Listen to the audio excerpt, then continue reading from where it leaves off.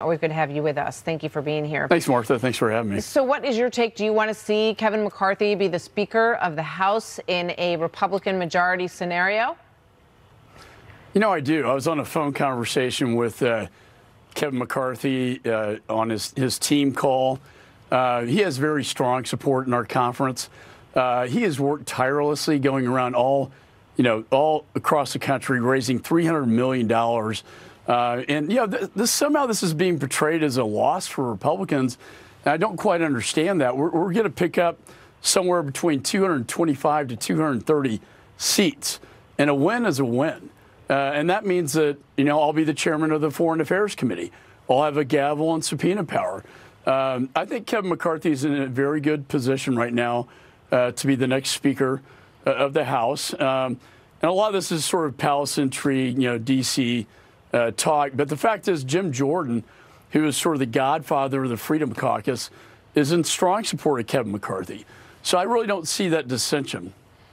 All right. So, Jim Jordan obviously is one person, as you say, essentially the leader of the Freedom Caucus, who some people think could challenge Kevin McCarthy. But you're confident that he is lined up in support of a Speaker McCarthy? I am. Okay. And Jim's going to be the chairman of Judiciary Committee. Jim's got an important role, and he's going to do a great job investigating the FBI and the corruption within the FBI. He's very focused, like a laser, like a prosecutor like myself, on that mission and that assignment. And that's what Jim Jordan wants. I think this is a lot ado about nothing. A lot of the Freedom Caucus have come around to Kevin McCarthy, and they are in strong support. So, yeah, and the number you mentioned before would be a total number of House seats that you expect Republicans will hold when these final 55 seats are announced. Now, if you are in that position as chair of the House Foreign Affairs Committee, what can you get done? What's your priority going to be?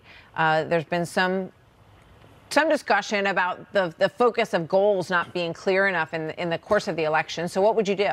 What would you try to do? Well, I think, as a conference, we have an economic crisis, we have got an energy crisis, a border crisis, and a national security crisis. I'll be focused on the national security crisis.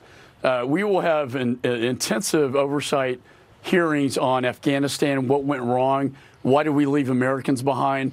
We owe that to our veterans, 100,000 Afghan partners left behind, and now China is in Afghanistan raping the rare earth minerals. And so that is a big part of it. China is going to be a big focus for me in terms of why are we exporting technology that China uses to build their hypersonic missile capability?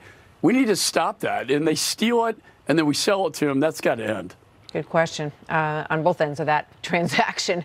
Thank you very much. It's always good to see you, Congressman McCaul.